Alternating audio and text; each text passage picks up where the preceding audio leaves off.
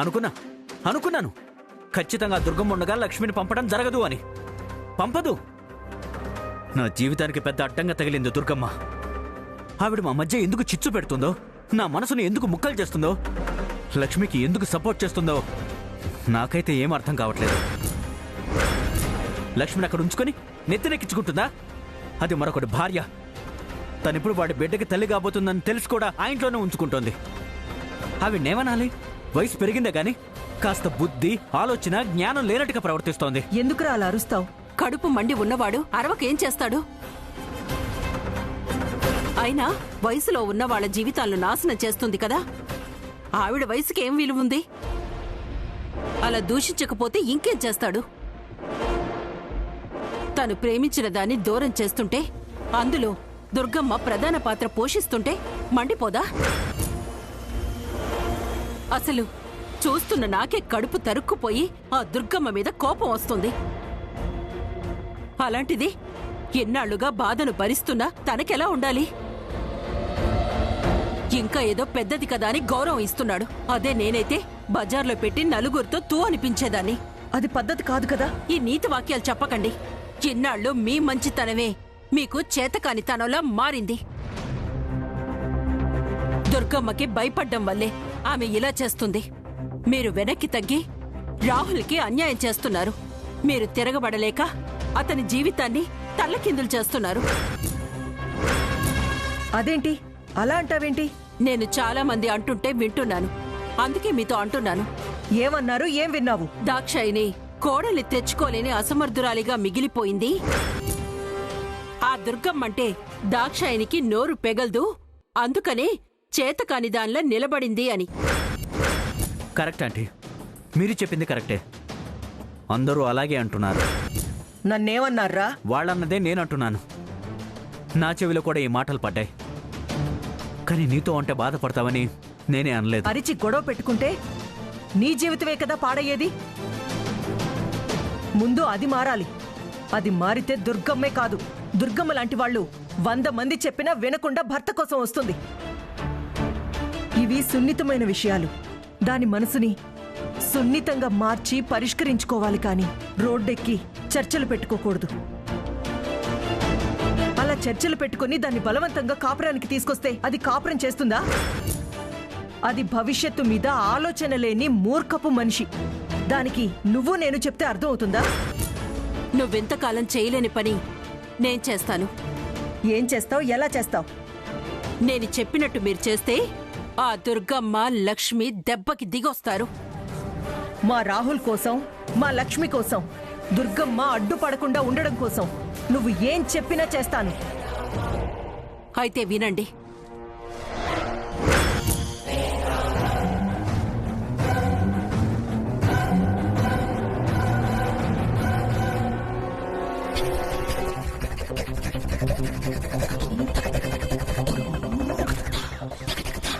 Super aunty, అద్భుతంగా ఉంది మీ ఆలోచన.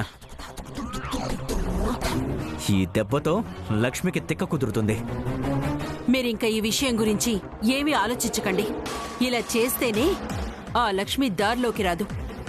వేరే మార్గం లేదు. నా ఆలోచన నచ్చితేనే మీరు నాకు సహకరించండి. ఏమంటావు రాహుల్? మీరు చెప్పిన ఐడియా అద్భుతంగా ఉంది. అందులో ఎలాంటి డౌటు లేదు. గ్యారంటీగా దుర్గమ్మ వెనకడుగేస్తుంది, ఆ లక్ష్మికి కూడా బుద్ధి వస్తుంది. మరి మీకు ఓకేనా? సరే అయితే.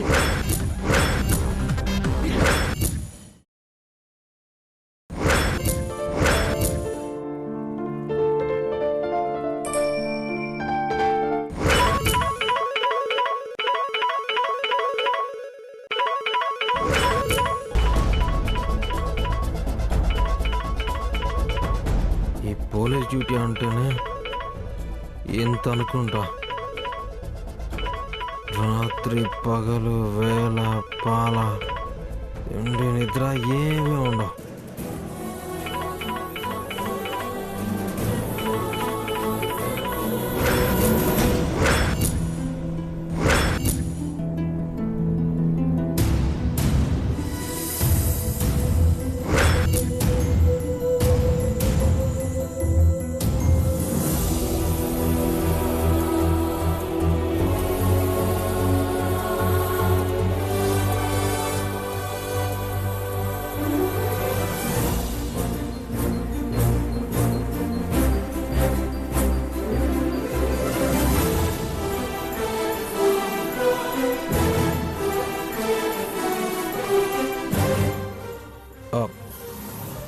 Yes Aditya madam. ఆదిత్య అని నాకు తెలుసు. నేను ఫోన్ చేసింది ఆదిత్యకే. నువ్వు అర్జెంటుగా ఇంటికి రా. ఇప్పుడా? అర్జెంట్ అంటున్నానుగా. ఏమైంది మేడం? ఏ చెప్తే కానీ రావా? అదేం లేదు, వస్తున్నాను. అర్జెంట్. ఈవిడేంట్రా బాబు, తెయ్యంలా తగులుకుంది. అర్ధరాత్రి ఫోన్ చేసి అర్జెంటుగా రా అంటుంది. సాధింపు వేధింపు అర్థం కావడం లేదు. ఛా!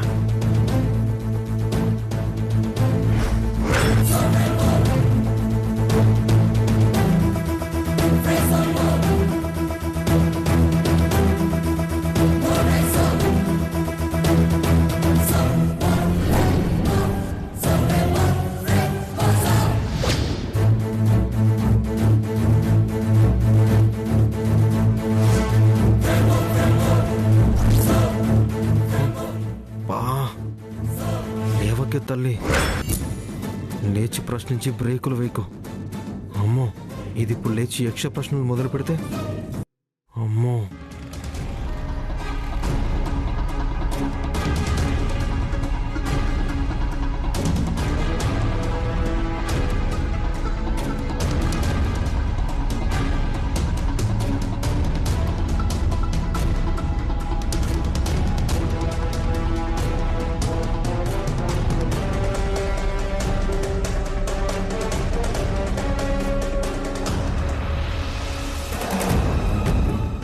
ఇప్పుడు ప్యాంట్ షర్ట్ వేసుకుంటున్నావు, ఎక్కడికి రా?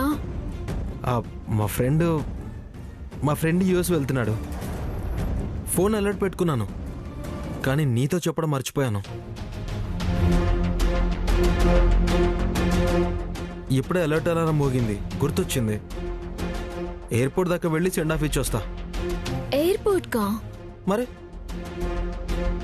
యూఎస్ వెళ్ళే వారి కోసం బస్ స్టాండ్కి వెళ్తారా?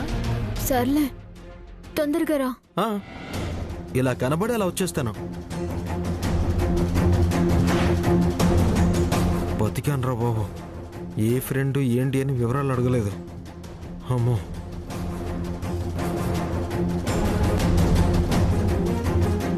వీడి వాలకం చూస్తుంటే నాకు అబద్ధం చెప్పినట్టే ఉంది. ఆ హడావిడికి కారణం కీర్తి అనిపిస్తోంది.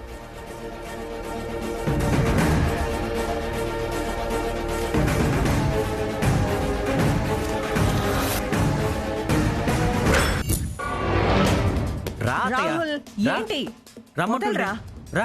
ఎక్కడికి రా? రాతయ్య రా. రేయ్, ఏంట్రా ఇది? రాతయ్య. రేయ్, ఇంత అర్ధరాత్రి ఎక్కడికి రా? అబ్బా, నేను తర్వాత చెప్తాను, ముందు నువ్వు కారెక్కు. ఈ టైంలో ఎవరైనా చూస్తే ఏమనుకుంటారు? మనం ఏదో దొంగతనం చేసిపోతున్నామని. అందరూ కలిసి నిన్ను నన్ను కలిపి కొడతారా? కీర్తి అంటే చెప్పిన ప్రకారం నేను చేస్తున్నాను అంతే. నువ్వేం కంగారు పడకు. మనల్ని ఎవరు చూడరు, అందరూ గురక పెట్టి నిద్రపోతున్నారు. కీర్తి ఆంటీ చెప్పిందని మనం వెళ్ళడానికి వేరే సమయం లేదా? ఎవరైనా చూస్తే? ఇలాంటి టైంలో ఆ దుర్గమ్మ కంట్లో పడితే మన సంగతి గోవిందా గోవిందా. వాళ్ళ కంట పడకూడదనే కదా మనం ఇంత అర్ధరాత్రి వెళ్తున్నాం. కీర్తి అంటే చెప్పినట్టు నీకు పిరికితనం ఎక్కువ. ఎవరికి రా పిరికితనం? నాకేం భయం లేదు, నేను చాలా ధైర్యవంతురాలి. అయితే మాట్లాడకుండా ఏ ప్రశ్నలు వేయకుండా ముందు పద. అది కాదురా. రేయ్,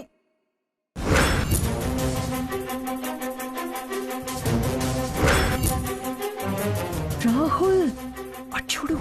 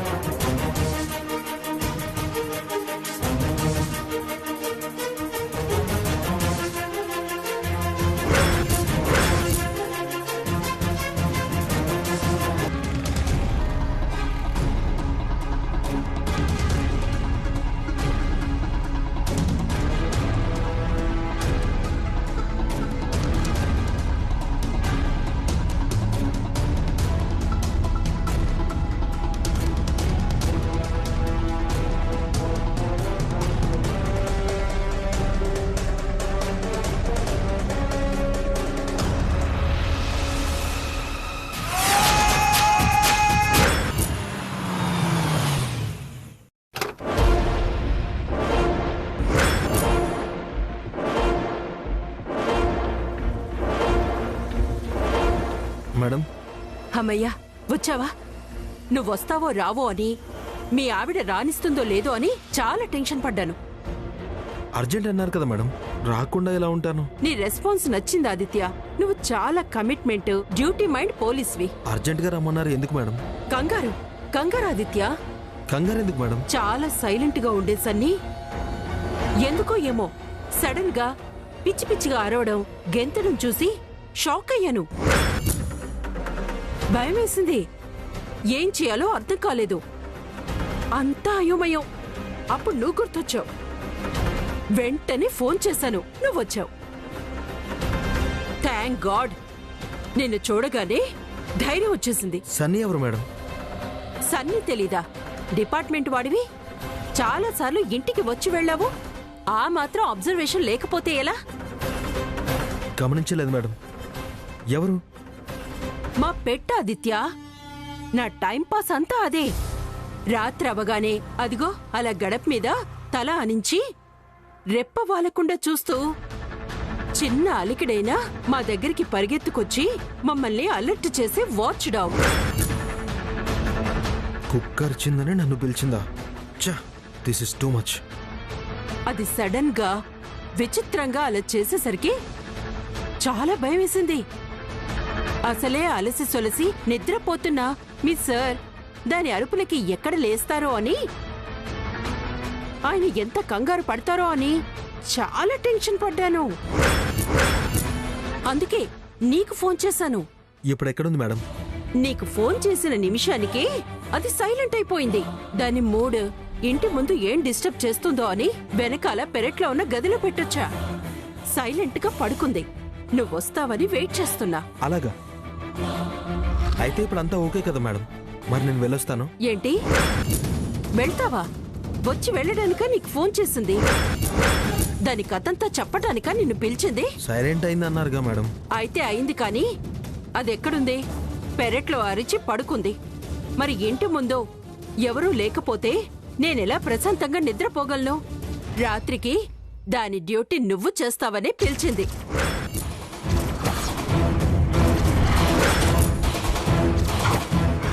కుక్క డ్యూటీ నేను చేయాలా?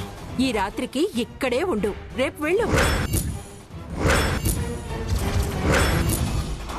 ఏంటి అలా చూస్తున్నావు? నేను నైట్ డ్యూటీ చేయడం ఏంటా అనా? అదేం లేదు మేడం, మీరు చెప్పినట్టే ఈ రాత్రికి ఇక్కడే ఉంటానులేండి. పదండి మేడం, రండి.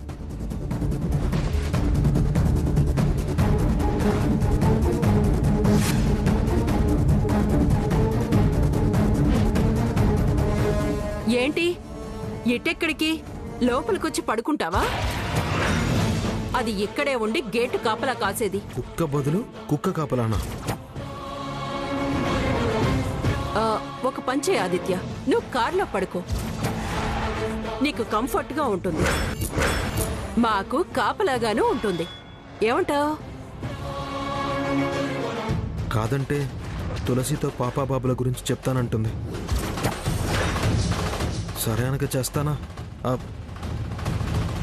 సరే మేడం. Good, that's good. నీ ఒబీడియన్సీ నాకు చాలా బాగా నచ్చింది ఆదిత్య. ఒబీడియన్సా నా బొంద? భయం. నీ బ్లాక్మెయిల్కి భయపడి తులసి బాధపడడం ఇష్టం లేక తలాడించాల్సి వస్తుంది. పనోళ్ల ముందు తులసి నన్ను అవమానిస్తుందా? జీతం నేనిస్తా, పనోళ్ళని పెట్టుకో అంటుందా? ఇప్పుడు నీకివ్వమంట జీతం.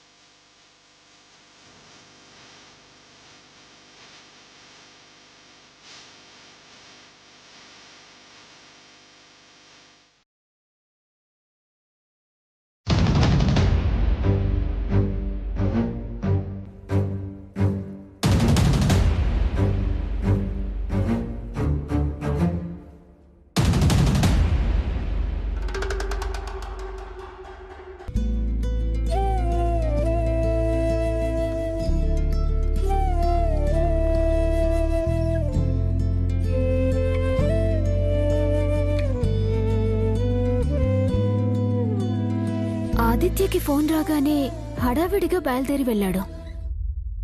అంత రహస్యంగా అర్ధరాత్రి వేళ బయటికి వెళ్లే అవసరం ఏమొచ్చుంటుంది?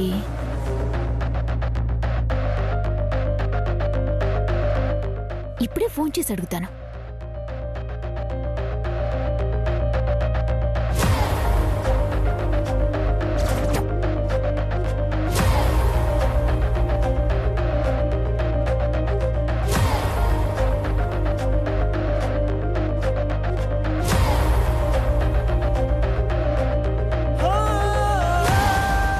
ఆదిత్య ఫోన్ ఏంటి స్విచ్ ఆఫ్ అని వస్తుంది? ఒకవేళ ఆ కీర్తి ఫోన్ కానీ మెసేజ్ కానీ చేసుంటుందా? అసలు నేను ఆదిత్య అంటే తనకెందుకు అంత పగ? మా జీవితాలతో ఎందుకు ఆడుకోవాలని చూస్తోంది? డిపార్ట్మెంట్లో అంతమంది ఉండగా ఆదిత్య మీదే ఎందుకంత ఫోకస్ చేసి అన్ని పనులు చేయించుకుంటుంది? కావాలని విజయనగరం నుండి ఇక్కడికి ట్రాన్స్ఫర్ చేయించుకొని వచ్చిందని విన్నాను. తనొచ్చింది మా కోసమే అయ్యుంటుందా? లేకపోతే మా దుర్గమ్మత్తే ఇదంతా చేయిస్తుందా? కానీ ఇందులో దుర్గమ్మత్త హస్తం ఉంటే ఆదిత్యతో ఎందుకు ఇలాంటి అడ్డమైన పనులు చేయిస్తుంది? చచా, దుర్గమ్మత్తకి కోపం ఉంటే నా మీదే చూపిస్తుంది కానీ ఆదిత్య తలదించుకునేలా చెయ్యదు. ఇదంతా ఖచ్చితంగా ఆ కీర్తి ప్లానే అయ్యుంటుంది. అసలు ఆ కీర్తి విజయవాడకి ఎందుకు వచ్చిందో, కావాలని నన్ను ఆదిత్యని ఎందుకు టార్గెట్ చేసిందో తెలుసుకోవాలి. తను ఎవరో ఏంటో తెలుసుకోకుండా ఛాలెంజ్లు చేశాను. నేను చేసిన ఛాలెంజ్లు నెరవేర్చుకోవాలి అంటే ఆ కీర్తి ఎవరో తెలుసుకోవాలి.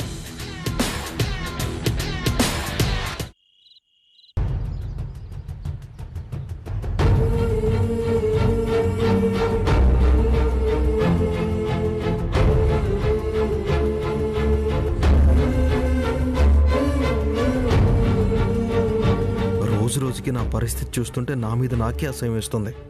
అసలు ఈ కీర్తి మేడం ఎందుకు ఇదంతా చేస్తుందో అర్థం కావట్లేదు. ఈరోజు ఇలా గేటు ముందు కుక్కలకి కాపలా పెట్టింది. నా గురించి ఏమనుకుంటుంది? సిన్సియర్గా ఎస్ఐ డ్యూటీ చేసే నాతో సిల్లిగా ఇలాంటి పనులు చేయిస్తుంది. అసలు నన్ను ఎస్ఐని అనుకుంటుందా? వీళ్ళింట్లో నౌకర్ని అనుకుంటుందా? ఇలాగే చూస్తూ ఊరుకుంటే నెత్తికెక్కేలా ఉంది. చెప్పిందల్లా చేస్తుంటే బానిసలా చూస్తుంది. నేను కష్టపడి డిపార్ట్మెంట్లో చేరింది వీళ్ళ ఇంటి ముందు ఇలా రాత్రులు కాపలా కాయడానికి కాదు. తను చెప్పింది చేయకపోతే మహా అయితే ఏం చేస్తుంది? జయరాం సార్తో చెప్పి నాకు ప్రమోషన్లు రాకుండా చేస్తుంది, అంతే కదా. డిపార్ట్మెంట్లో వాళ్ళకి ఎంత పలుకుబడుందో మాకు అంతకంటే ఎక్కువే ఉంది. అయినా ఒక ఎస్ఐతో ఇలాంటి పనులు చేయించుకోవడం చట్టరీత్యా నేరం.